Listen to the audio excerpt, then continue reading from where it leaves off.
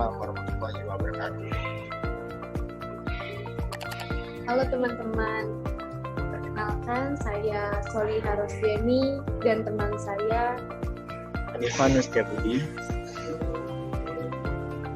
Baik, di sini kami dari Program Studi Pendidikan Teknik Mesin Universitas Sriwijaya akan memaparkan suatu media pembelajaran yang telah kami buat. Adapun materi yang akan kami angkat yakni keselamatan dan kesehatan kerja. Materinya kami ambil dari teknik dasar otomotif.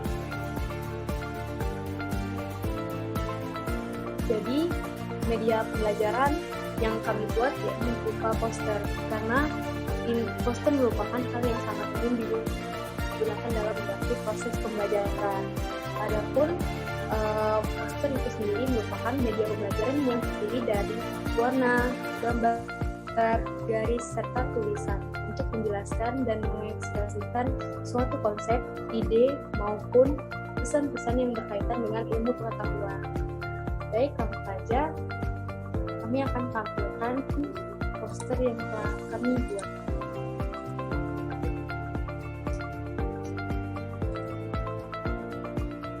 Sudah terlihat?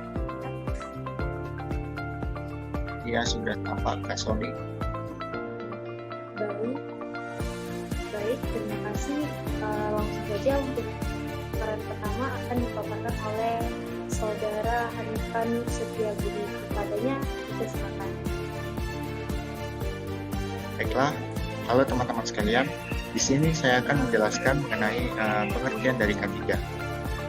Pengertian dari K3 itu adalah sebuah upaya untuk memelihara dan juga meningkatkan kesehatan fisik tubuh kita, meningkatkan kesehatan mental pekerja, dan juga meningkatkan kesehatan sosial pada setiap para pekerja yang ada. Dalam sebuah K3 itu pasti adanya, dalam sebuah K3 itu pasti ada juga yang namanya dasar hukum dalam keselamatan kerja. Baiklah, di sini saya akan menjelaskan juga mengenai dasar hukum dalam K3 itu sendiri. Dasar hukum tersebut antara lain terdapat pada Undang-Undang Nomor 1 Tahun 1970 tentang keselamatan kerja. Butir pertama itu tempat di mana dilakukan pekerja bagi suatu usaha. Butir kedua itu adanya tenaga kerja yang bekerja di sana. Butir ketiga itu adanya bahaya kerja di tempat itu. Lanjut, dasar hukum juga terdapat pada Permenaker Nomor 5 Tahun 1996 tentang sistem manajemen K3, di mana isi dari undang-undang tersebut, setiap perusahaan yang memperkerjakan 100 tenaga kerja atau lebih dan atau yang mengandung potensi bahaya yang ditimbulkan oleh karakteristik, proses, atau bahan produksi yang dapat mengakibatkan kecelakaan kerja seperti ledakan, kebakaran, pencemaran lingkungan, dan juga penyakit akibat kerja atau biasa disingkat itu dengan PHK.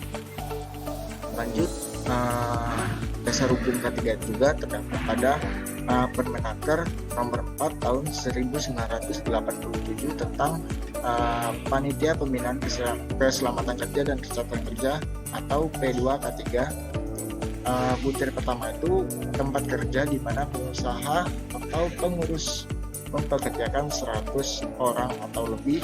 Poin kedua itu tempat kerja di mana pengusaha mempekerjakan kurang dari 100 orang tetapi menggunakan bahan, proses, dan instalasi yang memiliki risiko besar akan terjadinya peledakan, kebakaran, keracunan, dan pencemaran radioaktif.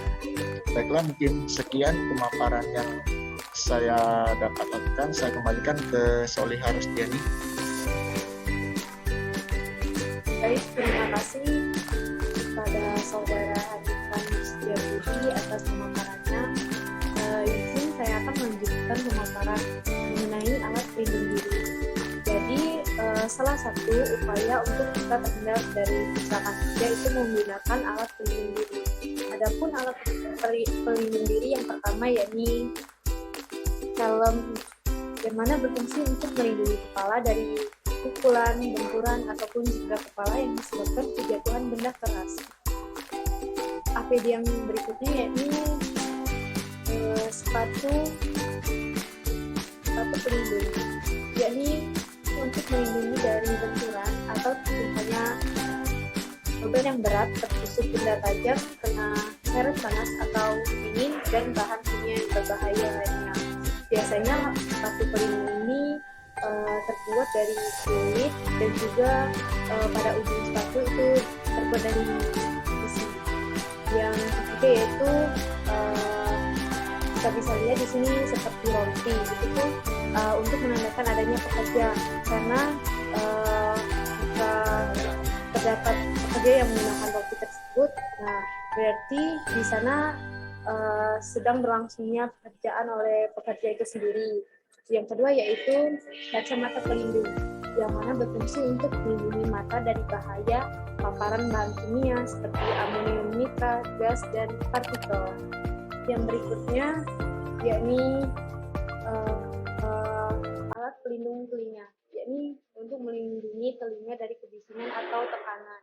Yang terakhir yakni sarung tangan, yang mana berfungsi untuk pelindung tangan yang biasa dibuat sesuai dengan kebutuhan dan pekerjaan. Berikutnya yakni penyebab kecelakaan kerja. Apa sih penyebab dari kecelakaan kerja itu sendiri? Yang pertama yaitu oleh faktor teknis. Biasanya faktor teknis itu antara lain tempat kerja, kondisi peralatan, bahan-bahan yang bergerak. Faktor teknis ini yang biasanya menyebabkan kecelakaan kerja, salah satunya yaitu kondisi peralatan. Mungkin peralatannya yang sudah tua atau mulai rusak dan tidak terawat. Faktor yang kedua yakni faktor non-teknis, seperti ketidaktahuan, kemampuan, dan keterampilan yang kurang bekerja tanpa peralatan dan keselamatan. Ini berarti balik lagi ke sumber daya manusianya yang kurang pendidikan maupun kurang pengetahuan dalam bekerja itu sendiri. Yang ketiga yaitu penyebab kecelakaan kerja, biasanya karena bencana alam seperti gempa bumi, banjir, tornado, atau puting beliung. Mungkin itu saja yang dapat saya sampaikan.